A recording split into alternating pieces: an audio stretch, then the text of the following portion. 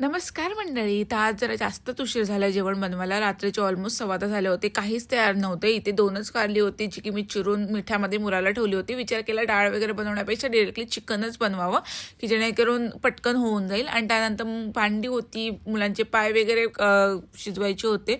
चहा पहिले पिऊन घेतलं कारण डोकं बदरी झालं होतं. आणि हो, जर तुम्ही बॅचलर असाल किंवा जर कधी असं वाटलं की जेवण बनवायचा कंटाळा आलाय, काहीतरी झटपट बनवावं, तर ही चिकनची रेसिपी नक्की फॉलो करा. ह्याच्यामध्ये कांदा टोमॅटो नाही आहे फोडणीला, ह्याच्यामध्ये वाटण नाही आहे, पण तरी पण एवढी क्लास लागते ना. मी तर जेव्हा मला खायचा टाईम असतो तेव्हा मी बनवते.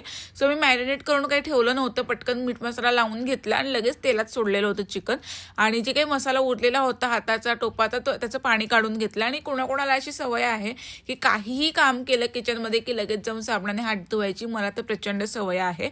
असो, त्यानंतर म्हणजे तेलामध्ये आपण चिकन टाकलेलं होतं, तर मी फास्ट गॅसवरती ठेवलं होतं. जसं आपण चिकन फ्राय करताना करतो एक्झॅक्टली तसंच. जरासं परतून घ्यायचं आहे तेलामध्ये. थोडंसं लालसर वाटलं की लगेच जे आपलं मसाल्याचं पाणी होतं ते त्यात टाकून घ्यायचं आहे. That's it. ह्याच्यावरती आपण कोथिंबीरच टाकणार आहोत नंतर, बाकी काहीच नाही. सो आता जरासं वाफ काढून घ्यायचं आहे. आणि साईड बाय साईड मग हे होतं तोपर्यंत मी कारल्याची भाजीची तयारी केली होती. भात झाला होता एकीकडे आणि नंतर कोथिंबीर पण चिरून घेतली होती. ते मुलांचे पण पाय ठेवले होते. सो बघू शकता हे जे चिकन आहे, तुम्हाला वाटतंय का की जे फक्त मीठ मसाल्यावरती आणि पाण्यावरती शिजवलेलं आहे. आणि चपाती होती, कारल्याची भाजी.